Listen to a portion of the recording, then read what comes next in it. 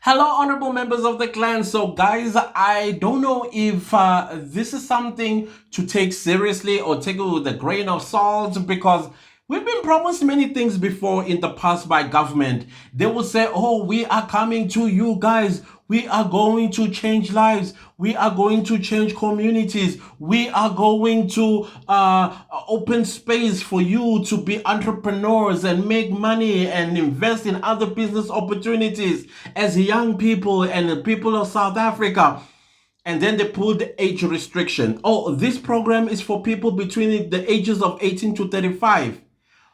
And then what happens to the 36 going up? They have no programs, they don't deserve because they're less than South Africans. They already, what's happening with that age limitation is what I want to know. Because I am telling you, experience sometimes does not necessarily comes with somebody having done something with their hands and gained experience.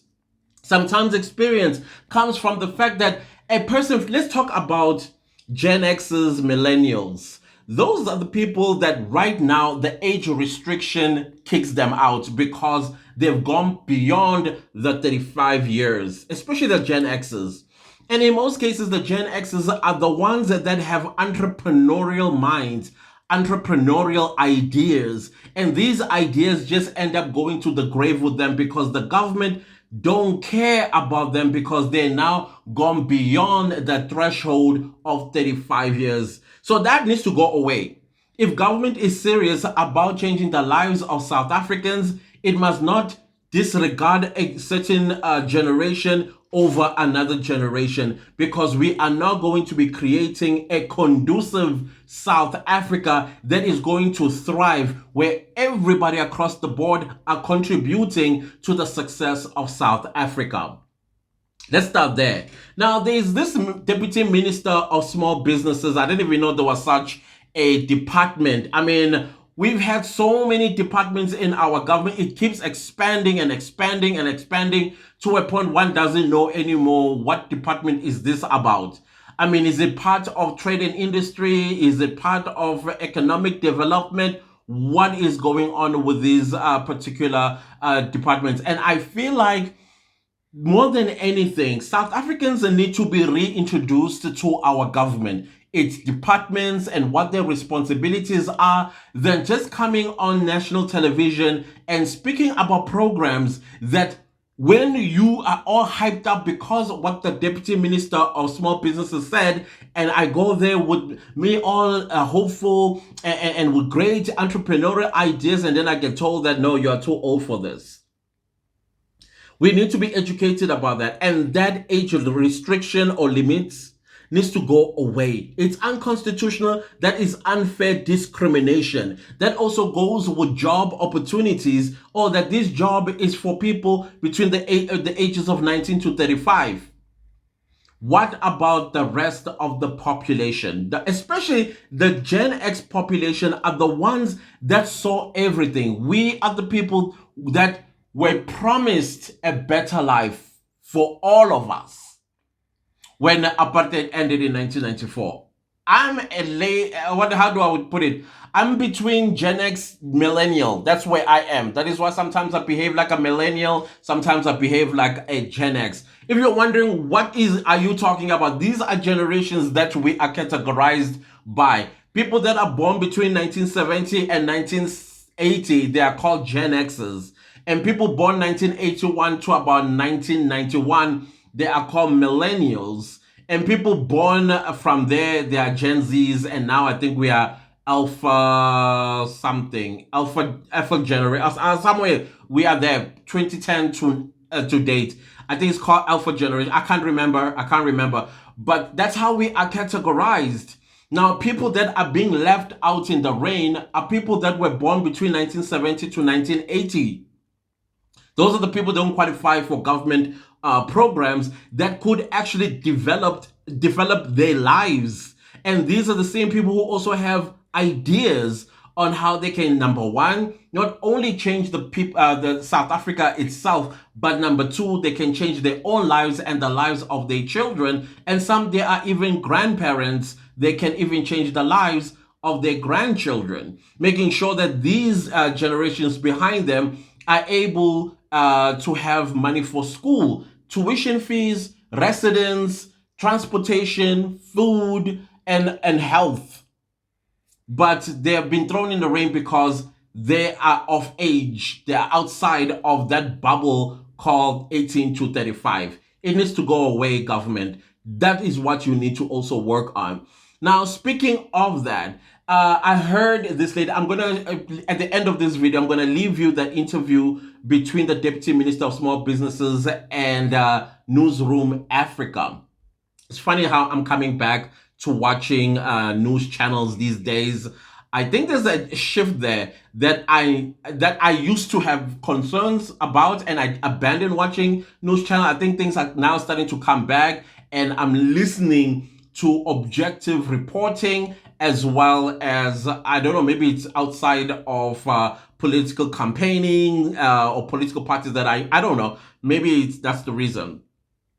But the point that I'm trying to make is, I'm going to show you towards the end of this video. But Deputy Minister, do not only look into the opportunities that are coming out of this puzzle shop sector now that you are kicking out illegal foreigners that are running our concept called puzzle shop, tuck shops. And I like that you mentioned that in the interview, that tuck shops is the concept that came with South Africans. It does not belong to anybody else but us, and how it was hijacked. And now we need to take it back, because that is a township economy. I was quite shocked that the tuck shop industry or sector itself contributes about 900 billion rand into our economy. Can you imagine how much lives could be changed in the townships? So I'm very happy to hear that this particular department is opening its doors, its arms, everything that it can be opened to invite South Africans with entrepreneurial mindset to come and make applications for grants, for capital, because that's the problem with many of us. We want to start businesses, but we don't have capital. We don't have capital, and that is the reason why at the end you'll find somebody that would with a big yard renting out their yard for a Pakistani or Bangladeshi or Somali or an Ethiopian to open a spaza shop, instead of thinking, hey, why don't I partner up with this individual so that whatever they make, I make half of that as well. Those are the educational tools that they should instill in these entrepreneurs that they are going to be intaking, rather than just throwing money at them and then they go buy Range Rovers, or they go to a Gucci store, or take first class ticket to Paris type of situation. These are the things, and that kind of mindset they also need to eradicate. That to start a business and run a business, the first 2 years are the most difficult, because this is where businesses fail. Rather than you focusing on looking good and showing off to your friends and taking expensive trips and wearing expensive designer clothes, you should be focusing and reinvesting into the business. Live like a poor, be as, what's the say goes? Be as poor as a church mouse in the beginning. Buy at Pep Store, even though Pep Store now is no longer like a cheap store to go to buy clothes. It has gone quite expensive, I don't want to lie. But the point that I'm making, all of these other stuff that you think now that you have money for, no, take that money, reinvest it into your business, expand and make it even bigger and make even better money, and secure that first 2 years of a business that it does not fail. And the next thing, now you're coming back to government, or now you are starting to talk bad of the government, that, oh, they did not support me, and all that stuff. You need to cover all the loopholes, minister. All the loopholes, so that the people of South Africa that are entrepreneurs and they will be knocking on your doors, you are confident that when they leave this program and training, they are going to run successful businesses. If you look at the economy of the United States of America, I still believe it was built by one of my favorite American presidents, Franklin D. Roosevelt, who basically said, all hands on deck, including prisoners. How America looks today, not that he released them, it was part of hard labor. They were all taken out. They were building bridges. They were building roads. They were building the skyscrapers that you see in the United States, including the economy of the United States. But the people that really build the United States are the entrepreneurs that government of Franklin FDR, what do you call this, prioritized. They're the ones who built the United States and took America out of the Great Depression to what it is today. If our government have a similar vision, trust and believe me, we are going to create multi-billionaires out of this program if government is serious about changing the lives of South Africans as well as the economy of South Africa. So that is the point that I'm trying to make here. And also, Minister, I just want to throw in a new business idea that I'm not hearing you talk about. And I'm also encouraging those that do it just like myself. I do YouTube. YouTube is a business, and many young people that are starting YouTube channels, they are making money. There is money on YouTube.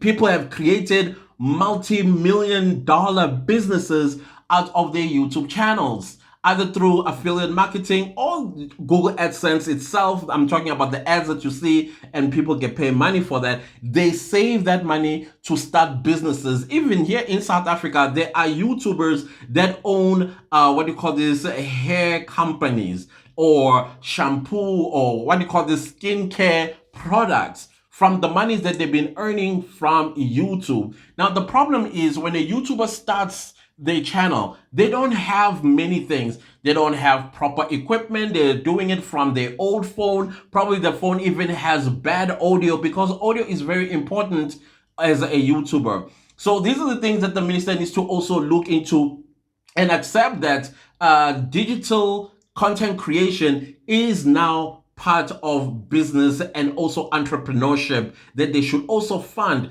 Ask a YouTuber, how much do you need, or what is it going to take for your channel to start making you millions of rands? And I can tell you right now, Minister, if you need my advice, I am here, available. Call me, email me, do whatever that you need to do, because on my other channels, I teach exactly this type of business. And some YouTubers today who are making money from the platform are people that watch my videos and some that consult one-on-one with me, and then I hold their hands and then build their entrepreneurship through their YouTube channels. So I hope that this is going to be accepted. And if it's a concept that you don't understand, once again, I am here. Please call me up.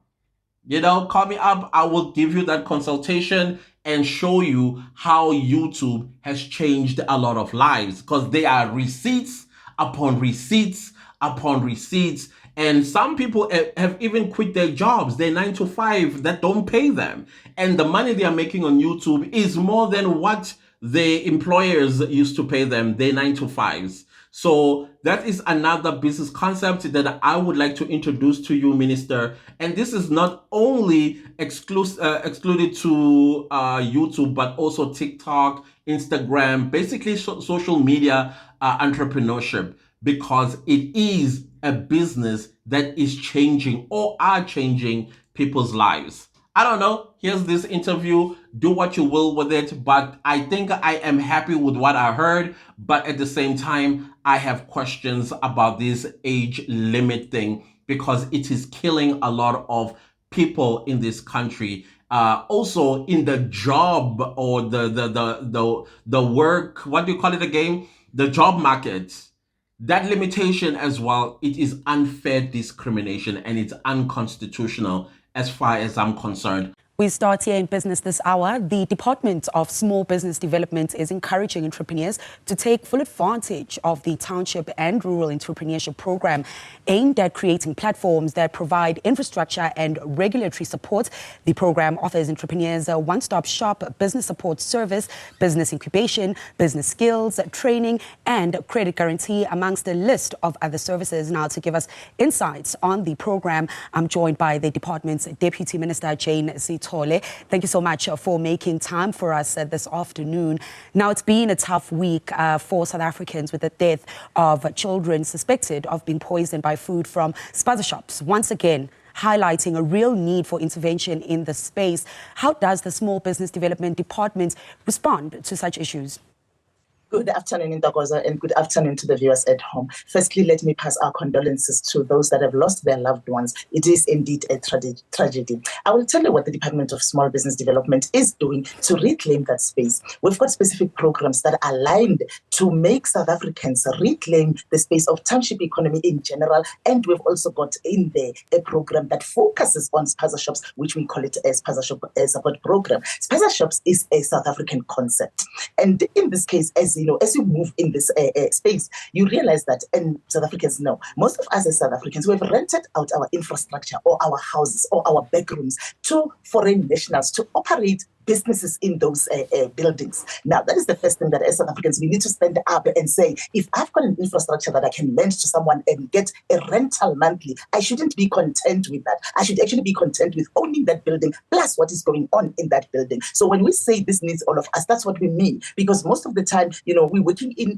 on the other side, and then on the other side, other things are happening. With our programs, of course, you have highlighted a number of things there. We take you by hand from the beginning until the end, as research has also shown that not everyone is an entrepreneur. And if you've got the will, to learn, the will to do it, the courage to actually enter that space, we will work with you to make sure that you meet the requirements. We will help you with your licensing. We'll help you with all the things that are required for you to run any form of business, not only spaza shops. We are in every business that you can find in the township, from clothing, retail, from saloons to car washes, to everything that you can think of. So what is the biggest thing that we are encouraging South Africans to do is we want to create more entrepreneurs. When we say igniting the spirit of entrepreneurship, that's what we mean. Because even when you go around, someone will tell you, my father used to run a spaza shop. My grandfather used to run this. Well, but it's like, why is this not cascading down to our generation and further, so that, we actually continue the legacy that has come with our forefathers that ran successful spaza shops.